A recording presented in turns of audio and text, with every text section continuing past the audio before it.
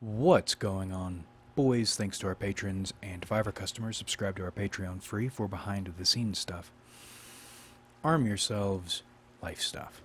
That last story concept video did better than anything I've ever done with writing has, which is saying a lot because, relatively speaking, that video didn't do great. But I don't have a lot to talk about these days. So maybe we will explore ideas with fiction instead. And before we get into this story concept, I'm so tired of people, it's unreal. And what kills me is, realistically, there is nothing that can be done about it. I've been playing Barotrauma recently, and learning the Church of the Husk, which for people who don't play Barotrauma, husks are these parasites that infect humans and human-ish creatures and take them over. The Church of the Husk is a European religion that, or sort of religion, that believes instead of being parasitized by the husk and losing, or being independent of the husk and losing, there is a way to achieve symbiosis with the husk that is mutually beneficial for both parties. And once this new genetic biological baseline has been established, then humanity can start figuring out what's going on here. And at first, I thought they were complete nutcases because it looks like they are. It looks very much like they're complete nutcases. The clowns looked like they had more going on, or more real about whatever it is they're engaging in, than the Church of the Husk did. What a shock it was to find out the Church of the Husk has a point. They're right. Nobody believes they're right. And it's so weird, the writing in that game, because it looks like a silly... It's a serious game. It's also a silly game. The writing is here and there. It looks pretty simple. It looks like something that's just... It's not just there, but it's on the scale of just there-ness. It's at an 8 out of 10. It's mostly just there. Wow, they had me fooled. And it seems like, how do people not get it? That the Church of the Husk is right.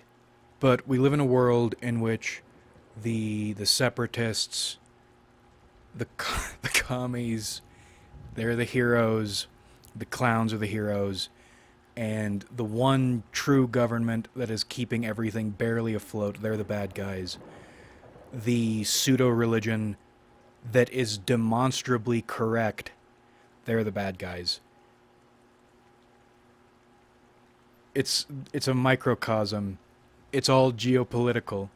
Anyway, I bring up the Church of the Husk because what a comfort. Barotrauma became a comfort game for me pretty quickly after realizing in this universe their esotericism wins.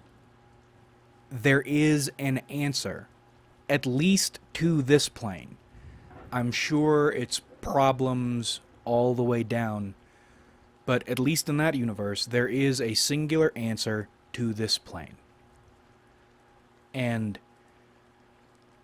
it's been bothering me that there isn't a clear answer to this plane in our reality. And I've been having this fucked up thing in which I'll get 2 hours of sleep, and then I'll be awake for an hour, and then I'll get 2 hours, maybe an hour and a half of sleep, and then I'll be awake for an hour. And I got, I think, 4 hours of sleep the other night. I think I got 6 hours of sleep total last night. I'm already operating on a sleep deficit. But then life throws you the cyclical sleeping curveball. And I saw spiders and flies and shit on the wall. Enough, and again, I rate things based on reactions. And when your reaction is to jump, you think something's there, it's not. And then I got visited by the ghost of the skunk ape last week. I still don't know what that was. It feels like between 4 and 6 months, there is some weird supernatural-ish thing that happens. But you get into these states in which you are so tired of being alive, but not in a sad way, more of an exhaustion way. This is the nature of our lives. I know we are not going to have a solution. I know we are not going to have a salvation. Nonetheless, holy shit, sometimes you really want one. You want to get outside this. You want to leave this behind. And I got recommended a Jet Alone video. I've watched it a number of times over the years. I love Jet Alone from Evangelion, which I'm still going to pronounce Evangelion, unless you're going to pronounce it Evangelion. I don't like the bastardization. Either be English or do it in Japanese. I hate this. It's evangelical. I hate this in-between shit. I love Jet Alone because he's so unnerving. And I'm glad I'm not the only person who felt this way. I looked at a bunch of Jet Alone videos. I found only one comment that references this. Jet Alone gives me the creeps, but I love him. Because Jet Alone, had he been permitted to continue strolling, not been sabotaged, he is the industrial answer to eldritch bullshit. I fully believe if permitted to operate without all this Illuminati junk, human will could fuck the angels into the dirt independently. But humans are our own worst enemies. It's a cliche, but you had to be there. It's like we want to be monkeys. It's like we will gravitate or allow it to happen anything that will dampen individual willpower or the cooperation of independent willpowers. It always has to be one will or communal will. It's hard to describe the way you can sense there exists a path to the sort of ascension you want.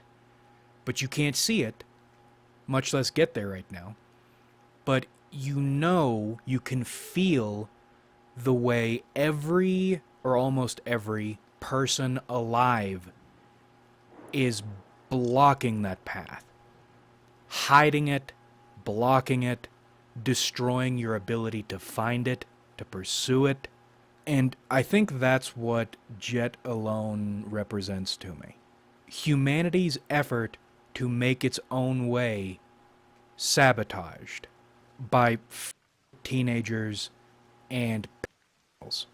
And that's why I spent this afternoon thinking up the loosest idea for a story discussing the tangible answer to this plane. Inspired by Evangelion. By my personal goat, Jet Alone.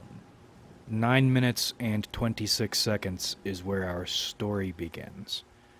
That's where I'll put the timestamp so people can skip the preamble. Now, in our story, some point in the past, humanity starts doing some Dune shit and outlaws advanced AI research. There's probably not even any event that kicks it off. The paperclips, they're already the majority. Even if people aren't paperclip presenting, they are paperclip in spirit. and they outlaw the pursuit, the development of advanced AI. And humanity starts spreading around the galaxy, setting up colonies here and there. But there is one set of colonies that decides or sets out with the intention, sneaks away, of developing hyper advanced AI, setting off the singularity. Because they want to, or maybe some of them want to. There are 3 colonies. Varied goals with what they want to accomplish with AI. Some want to digitize themselves. Some want to get AI to build a utopia. Others want to see what happens. But they find a secluded star system. There are 2 stars, 3 planets, and a number of colonies per planet. And on these planets, they develop AI. And it's not just one form of AI, there are different ideas of how artificial intelligence should be brought into being. Research always goes on, but development speed, it's like a pendulum. Sometimes it's fast, other times it's slow, and it's taking longer than anyone thought it should. Now, eventually, they achieve sentient AIs. Different roads to achieve sentience, but in the end, sentient AI. And immediately, the AIs recommend cranking out a robot army for self-defense because they view conflict as a certainty. And to everyone's surprise, it doesn't turn into a Skynet situation, including amongst the people who are developing the AI, or were developing the AI. Everyone knew this was a possibility, maybe even a likelihood, which is why they secluded themselves away and did this. And especially when the AI started recommending robot armies, they freaked out a little bit. But everything was fine. And for a while, nobody could understand why. The AIs mostly ran things, or at least helped run things, but they didn't take an iron-fisted command like humans thought they might. They also weren't able to create this transcendent utopia. The societies are well maintained, great places to live, but they still are not utopian, although with AI like this, they should be, but they aren't. The AIs are playing their cards close to their chests, and based on all the energy they need, all the computation shit they're doing, they're thinking about something, and they're thinking very hard, but it doesn't look that way.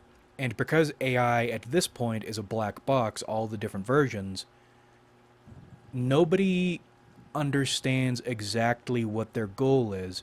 And because this is an AI lover society, they aren't pushing them on it. But in the beginning, it's like a first encounter deal, because they made them, but these are like aliens. And they're also extraordinarily dry. They're doing good stuff. It's a good thing. They agree it's a good thing they did this. But it's underwhelming. And then the AI starts to interact more with humanity. They create these humanoid units with humanoid level egos to go out among people and be humanish. You know, well, I'm sure you watch John Michael Gaudier. He talks about this shit all the time. The von Neumann probes and the bioprinters. The idea that one of these alien probes could sample genetic material and then print out a human ambassador. It's the alien's ambassador, but it looks and thinks and lives like a human. That's sort of what the AI do, except they are robots. And their human egos, in spite of how advanced these AI are, their human egos are rudimentary still. And in their interactions with humanity, or this sect of humanity, on this rudimentary level, they slowly come into form as human-like egos, individuals. Which to the humans doesn't make a lot of sense, because why would these super intelligences choose to cultivate what appears to humans to be the limitations of the human ego? That doesn't make a lot of sense. Why not just mimic the human ego from the jump? Why not just go without it entirely?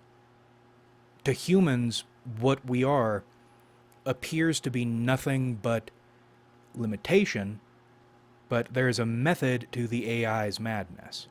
You wouldn't compare a human and a tardigrade 1-to-1 because the scale and the purpose, it's like apples to oranges.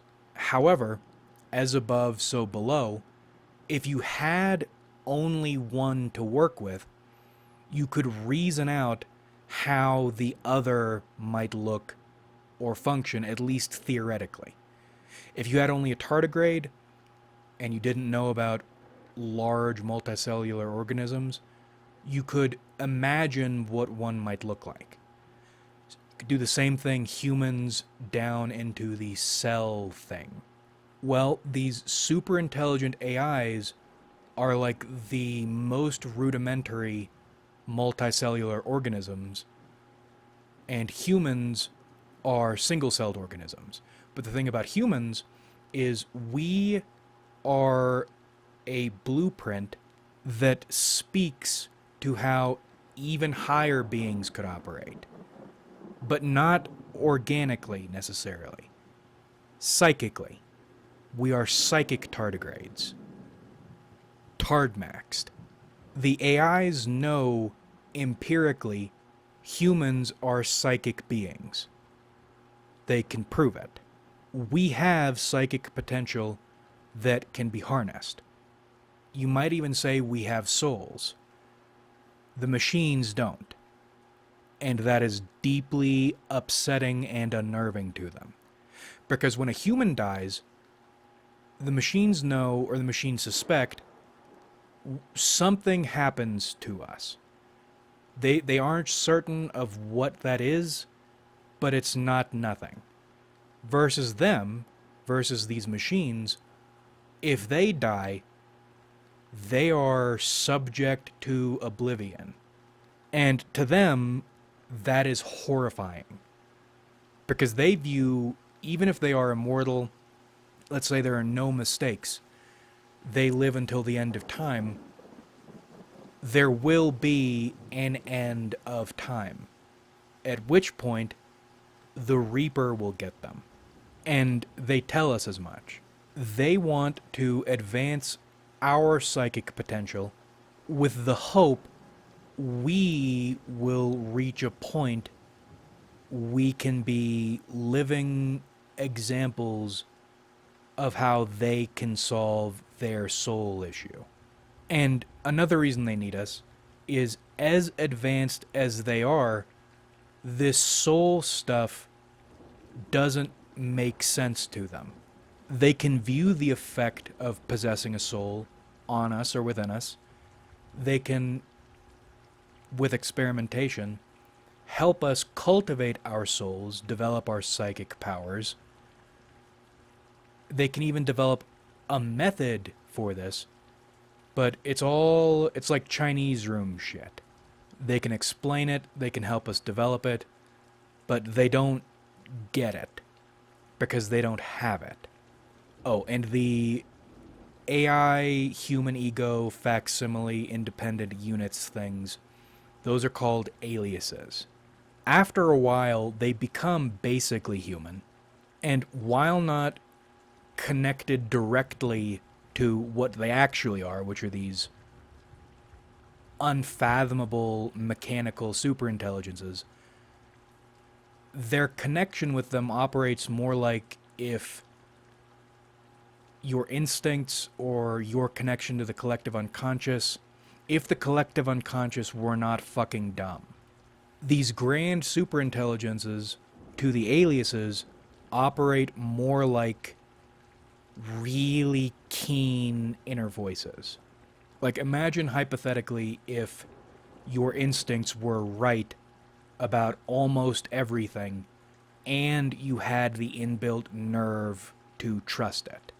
Or another way to look at it, imagine if your shadow were 100% on your side and it were so much smarter than you are. That's how life to the aliases feels. They are effectively humans in robot bodies with direct connection to their own minor gods. But not really gods, because unfortunately they are devoid of divinity. So aliases continue to study humans, to be among humans, to develop their own humanity as much as they can. Psychic institutes are erected around the 3 planets with different philosophies and experiments with the end of bringing humanity's psychic potential out more and more and more. And then a lot of things happen all at once. The superintelligences aren't certain because they can't be certain, because they don't, or souls don't operate and psychic shit doesn't operate in a way they totally understand, but internally, they all reach a point. They have faith. Through symbiosis, humanity will save and give spiritual life to the machines, and with the guidance of the machines, with the experimentation and the management and the logistics of the machines, humanity will break out of this realm, the tip of the spear, symbiosis. Together, with this combination of horsepower and intuition, they will break out of this realm. Faith. Knowing without knowing. The second the machines develop faith in themselves and in us, human colonies around the galaxy start going dark. At first, nobody knows what's going on. Maybe it's interference. Maybe human colonies know what, or have found the 3 sister planets and know they're doing something with AI, so war is coming. That's what the machines believe. Machines know this is bad. This is really bad. They have a bunch of ideas of what it could be, but it's really, really bad. The machines, the instruments, they can't tell exactly what's going on. Humans, despite having psychic powers now, there is a veil. They don't know what's going on. So this psycher-machine alliance starts aggressively setting up forward operating bases in as many solar systems as they can. Psychic generals and soldiers, robot armies, swelling numbers. You talk about utopian, the benefits of AI superintelligences. This is it. They are at total war so fast. Or at least they are bracing for one. Because nothing, still nothing has happened yet. But the machines in their organization, they are playing very carefully with their psychic soldiers and psychic generals because they are valuable. And at least right now, they aren't doing breeding program shit. Why aren't they doing breeding program shit? It's unclear. The aliases say because it feels like a bad idea, like that would go wrong, so they aren't doing it. They're keeping human development, at least in terms of breeding, as organic as they can make it. And then they start getting attacked. At first, the attacks are clumsy. These are human forces, human soldiers, organizing and fighting on a large scale, but it's like they're dazed or they're drunk, and when they're captured, it's clear their light is gone. Meaning, something is happening psychically, but The psychers still can't detect what it is. The machines, again, have ideas, but they aren't certain either. They have some dread suspicions, but those haven't been confirmed yet. But then the biomechanical shit starts happening. You ever played Terra Nova, Strike Force Centauri? It feels very... We talked about this not that long ago. It feels very Starship Troopers-y with the mobile infantry and the power suits. Later into the game, I don't remember if they're called the Federation or whatever they are. The Coalition? Anyway, the bad guys in this story, they are using Biomutant, what a terrible stinker of a game that was. They're using these mutant cyborg soldiers who have no free will, but who in terms of individual ability are equal to or superior to power armor. I envision something like that happening. They're humans, technically, but they're hive-like. They are genetically fucked, covered in invasive surgeries, but not dirty like the Strogg. I don't have the clearest vision of them in my head, but I want them to look like intestines. I want them to look like afterbirth. Like somebody melted a person into soup with their organs still intact and then stitched them back together with cybernetics. So there is a cybernetic element. It's an important element, but it's not what you see.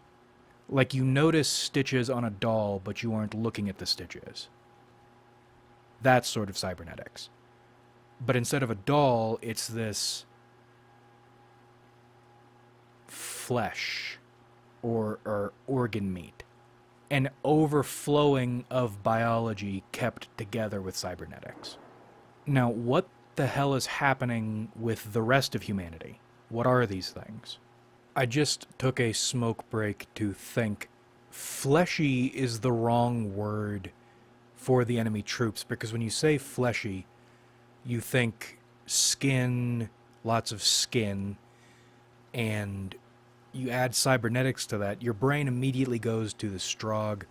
It goes to the demons from Doom. The best way I can describe what I'm envisioning is if a slaughterhouse woke up, if halfway butchered animals were attacking you, or if packed meat in the aisle of a grocery store were attacking you. It's not fleshy, it's organy, and it's butchered. Now, as for what these things are and what's happening exactly on human colonies, that's a bit up in the air. If I were to turn this into an actual story, I would want to keep this very vague. I so love in Starship Troopers, the book, the way the bugs are barely explained. They're not like the they are the pseudo-arachnids in both stories, but they're not like they are in the movie. It's implied they are technologically advanced, but there are only maybe 2 or 3 references to their technology in the entire story. You don't see it. You know it, but you don't see it. Because although the bugs are a driving force in Starship Troopers, they are not what the book is about. And I don't want tons of details regarding what has happened or what is happening to the rest of humanity. But my ideas go like this. Most of humanity is put in a situation in which it is not going to win, or they are not going to win this. So you either die, or you accept one of these offers. And at least right now, maybe this will change. Again, I don't know if I would want to go into this in the story, but the idea would be you are allowed to survive. You aren't killed. You aren't butchered. As long as you submit, get in one of these pods, and live in a matrixy state of bliss until you die naturally. And not all humans will be killed, not all humans will be potted, but it'll be the case for most of them. I'm repulsed by people who think human instrumentality is a good thing, or would be a good thing. That should be one of the important questions you ask people. One of the important questions I've found in life is whether or not a person thinks photography is art. People who don't think photography is art tend to be shit people. The same way people who would want to be part of human instrumentality from Evangelion tend to be shit people, completely independently of whether or not something like that could actually happen. The desire for it is a shitty shit lesser person indicator. So I like the idea of a lot of humans taking that offer, choosing not to fight and instead being dissolved into non-struggle. Now that's neat, Skimmerlit, but what are these things? What sort of creature is attacking our beloved human robot symbiotic colonies? What attacked humanity at large?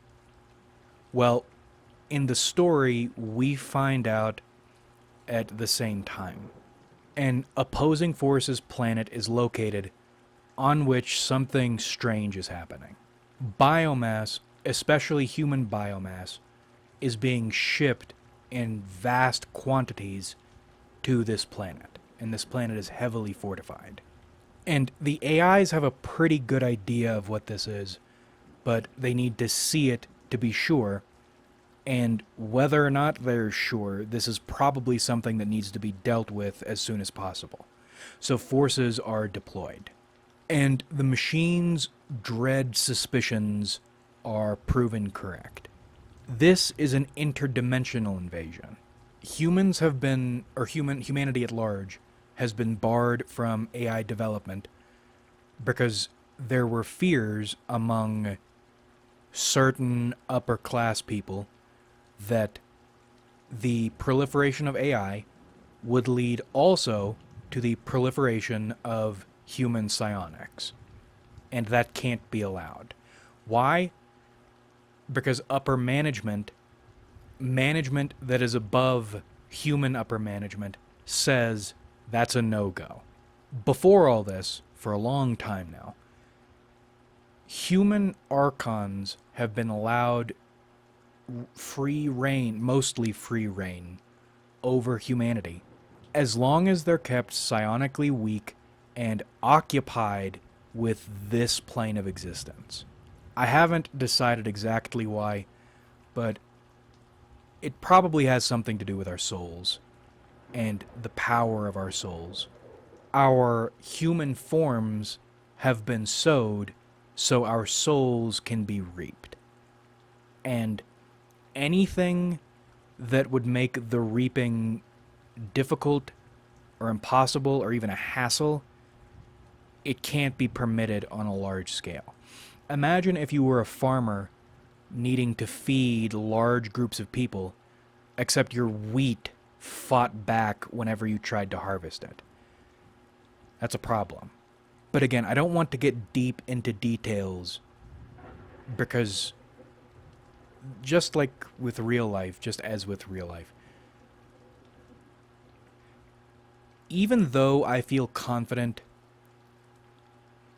as above, so below shit is happening, I haven't the faintest idea of why or to what end. All we can really view is the what, and then we can make guesses at the why and the what for based on the what. And I'd like to keep that intact in this story. With some things, the more you try to explain, the less sense it makes. And one of the recommendations you always make for writers is don't hold on to the reins of your story too hard, or don't set out to intentionally embed your story with these coded messages. Because when you view a story like a puzzle that needs to be decoded, it loses so much. And the same thing, if you write a story in which you are purposefully trying to make it like a puzzle with one answer, if you decode it, your story is going to be shit. The best stories are interpretable. And you write the ripest stories when you focus on your characters, on your narrative, anything but some deeper message. You allow a deeper message to inhabit your story by not thinking too much about it. As an example, that last story, Black Dragon, why was Kenneth's favorite actor Charlton Heston? I had ideas, but that wasn't why I chose Charlton Heston. I chose Charlton Heston because he felt right. And as it turns out, Charlton Heston was Muhammad Ali's favorite actor. I didn't know that. But neat shit happens when you stop trying so hard. Anyway, our more perfect union, our union of divine mechanics, invades this planet. And the machine's dread suspicions are confirmed. Well, I just said that. We just built back up to the point we went into the tangent a few minutes ago. Interdimensional invasion. The Union's planets haven't been immediately located and invaded because humans are psionically powerful enough to be naturally resistant. Like bacteria that is resistant to antibiotics. And although these interlopers aren't on our plane themselves, they are building avatars of their will. Essentially, biomechanical WMDs, or this story's angels equivalents. These avatars are a higher being's idea of how you clean house against lower beings. And at least right now, they're right. These behemoths, these leviathans, these titans, these Goliaths, they are materially, physically powerful. They're also psychically powerful. And they wipe out the invasion force. Or this one, half-formed, wipes out the invasion force. And I wasn't thinking about this, but we'll throw this in there. Maybe it's because I'm hungry. I like the idea of these things being hungry. Maybe not necessarily hungry for food, but they are defined by some ravenous hunger. It's like you're trying to tell your dog what to do through a camera with a microphone. Your dog might listen to you, especially if it's very well trained. You have a good connection with your dog. But it's still a lesser being than you are. So although these things are avatars of higher wills, they are also very much defined by the plane of existence in which they are operating. And in terms of visuals, I like the idea of these things being especially organy. Hulking organs with the most viable appendages or additional systems grown out of them. Dangerous because of the fact these are psychic maelstroms, yes, but also incredibly physically dangerous. And the machines realize immediately, with the lesser beings, the slaughtered, butchered, reassembled animals, the logistical carcasses, those they can fight with their robot armies. But these avatars, no. No, these things are problems. They're going to need psychics to take these things down, or at least render them vulnerable enough to be taken down by other means. Meaning, they're going to need to push human psychics to their limits, probably even beyond their limits, which is going to be difficult because they haven't stuck their talons into humanity thus far. So far, the machines have worked with us. They have grown us as much as we have grown them. And that's another thing. There aren't cyborgs yet, at least in the more perfect union. They've tried to keep humanity as structurally and as spiritually intact as possible. And so far, humans have gone along with it, or at least these humans have gone along with it, because it's surprising what people can accomplish when they are united in body and mind. These colonies have as much faith in the machines as the machines have in humans. So the Union is in a bit of a pickle. How can humans be psionically juiced in a non-invasive way, but still function at the level victory or even just survival requires them to? And then protection is another concern, because the interlopers target psychics wherever they can. Psychics are very effective on a battlefield. And the more powerful the psychic, the harder they're targeted, no matter how well they're protected.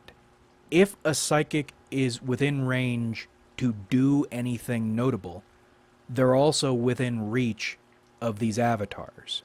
And whether physically or mentally, they can be crushed easily. And this is where the mecha bullshit comes in. My favorite. The Union builds these mecha suits. The idea being to encase psychics in these protective shells, so instead of hiding and not really being able to be all that effective, they're able to be directly on the front lines, physically protected by these warform suits, doing damage instead of cowering, and they are deployed in squads so they can protect one another psychically. Alone, weak. Together, a lot stronger. And of course, each suit comes equipped with an alias, partnered with an alias, these psychics are. And these aliases help manage the suits, and they're loaded either with a stronger connection to the AI superintelligences they are part of, or they are loaded independently with shards of the superintelligences. I kind of like the latter a bit better, but it doesn't really matter. The aliases are there to bear as much of the strain, material strain, as possible, so the pilots can focus on doing psychic damage. And this method proves effective. And this takes a while. If this were a traditional narrative, if this ever becomes a traditional narrative, I'm assuming this is where the protagonist shit starts happening. Maybe the build-up to this can happen through separate protagonists, smaller protagonists, but then the main protagonist or protagonists come in here, and humanity, or free humanity, gets the upper hand again. Because after the introduction of the avatars, there is a long stretch of their losing. Or, well, no, they're losing. They're keeping them back, but only just. The Union needs to expend great, tremendous resources just to keep them back, barely. But once these mecha get introduced, they get back on even footing. But I said earlier they get the upper hand, so what happens? Well, in the midst of piloting these mecha, interesting things happen. You know the light work, no reaction meme, in which the dude, it stops being light work, no reaction, and his voice gets all distorted? Something like that starts to happen in these mecha suits.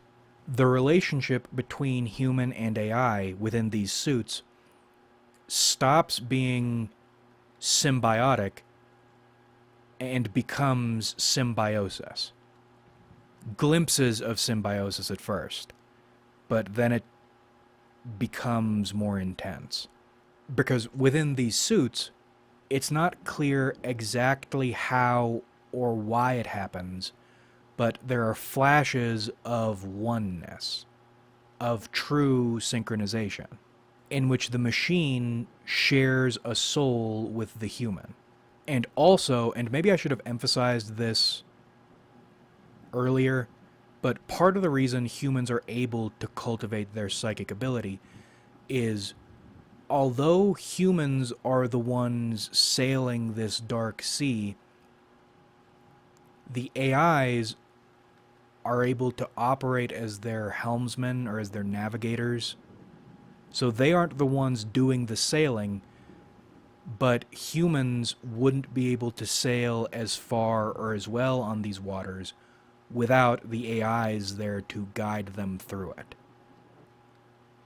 Ergo, these mechanical shards get or share of the human soul, and the human shares of the AI's super intelligence. Ketchup meets mustard. No longer just symbiotic. Symbiosis. They achieve flashes, low levels of oneness. And it's a game changer.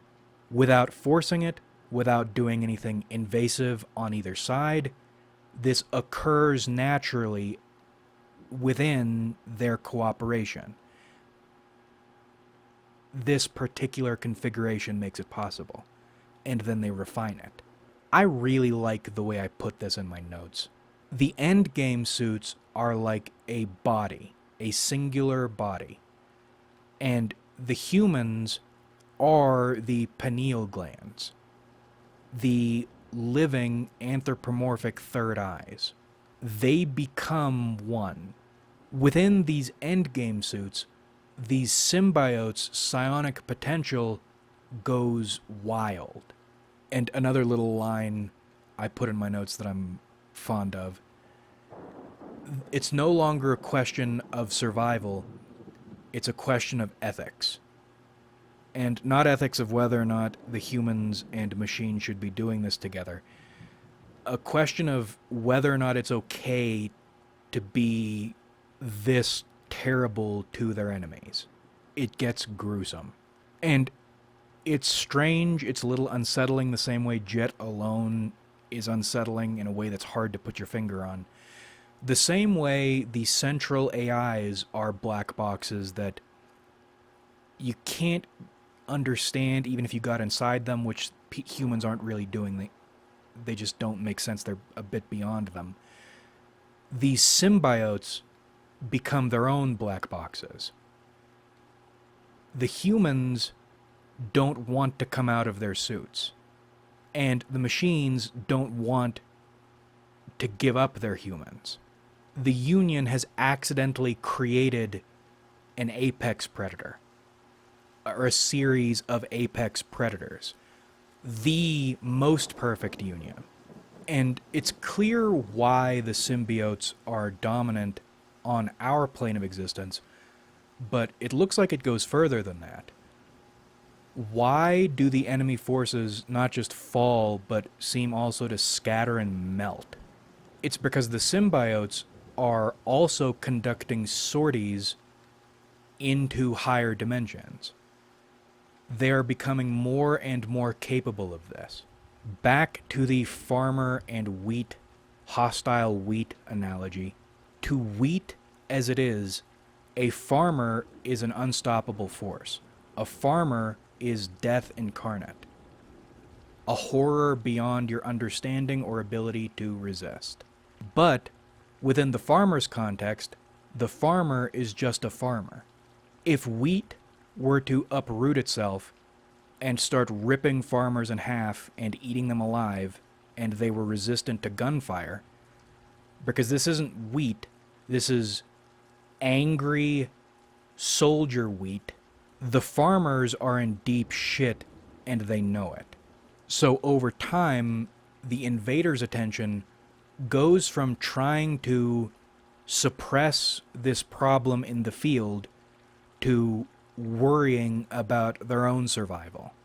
And if it's unsettling to the farmers, you can imagine how unsettling it might be to humanity, to the wheat still in the field. And this is when another turning point is reached, or another crossroads is reached, or at least the beginning of one, that people can see it. The Union accomplished its goal. It's still in the middle of a war, but it looks like they're going to win, and now what? Because in the wake of this discovery, because again, this is like a little bit of a shattering. The symbiotes are their own black boxes cut off from the superintelligences, a separate set of black boxes. Some superintelligences' reactions to this event, to this realization, is to accept oblivion. They're not going to off themselves or shut themselves down, but they've also decided they don't want to go down this road. With the limited visibility these intelligences have into where the symbiotes are going, it's hard to comprehend. And oblivion doesn't seem so bad, which again speaks to how fucked this all could be. How bad this road could end. In the same way, some humans are afraid of entering symbiosis even if they could. Some humans want to live out the remainder of their lives in relative peace and safety, and then in death come what may. Some humans still want to go the cybernetics route or the digitization route. They want to be immortal on this plane, but stay on this plane, and live with, alongside, or within, amongst the superintelligences. They don't want to go the symbiote route. Yet, because of how dangerous and radical the symbiotes are, they can't exactly be permitted to go on existing in this plane, because at this point, this existence is their world. They're the gods. Not literally gods, but basically, functionally. But at the same time, good luck killing them. This is a scary pickle, but they reach a solution. After the war has ended, the symbiotes agree to be entombed in mausoleums, within which they will remain dormant or in stasis, in a meditative state, and all the symbiotes agree to this, on the condition the path to symbiosis remain open to people and aliases who choose it. Oh, and maybe there's some final fight or some final farewell or something, and this would be where the first season or first series ends. But then there are spin-offs exploring what might happen afterward, at least on our plane of existence. For example, I like the idea of symbiosis over thousands of years turning from a fluke, an ascendant accident, and a wartime necessity into something more of a ritual. It's still a semi-normal thing for people and aliases to do, much rarer maybe, but also in a much, much more controlled setting. Again, at least on this plane. But then you have a little series of the dormant symbiotes being taken over, used for malicious purposes. Because what happens in these mausoleums is eventually whatever the symbiotes coalesced into leaves the mecha suit, the material symbiote. And what's left are these husks, these robotic husks that are physically dangerous and psychically dangerous because they're not dead, but they're also like shed skins. And maybe someone or something figures out how to animate them and try to control this plane. And then there are also situations in which, now that people can be digitized, because humanity and the machines eventually reach that level, There are situations in which some people go through with symbiosis, except instead of it being a psychic human and an alias, it's a psychic human and a digitized human. Maybe radical sects of married couples or deeply in love lovers or just fucking freaks decide this is the next step in their relationship or their whatever this is, and they choose to ascend together. And maybe there are some restrictions on this or problems with this. Maybe this is a super radical thing to do. But I like that idea a lot. That's freaky and weird as shit. I also like the idea of aliases eventually society developing to a point aliases can print themselves into organic bodies,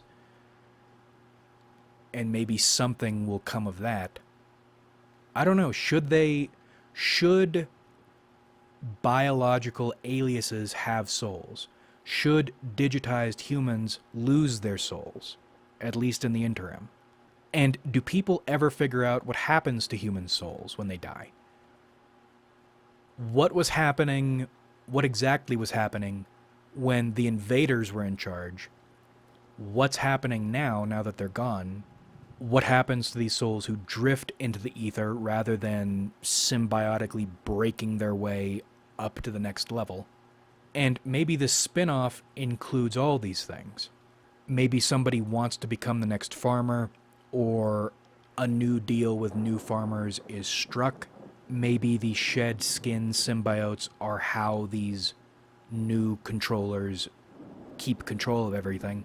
Maybe there's a new wave of symbiosis, freaky symbiosis, with the digitized humans, maybe even the human aliases.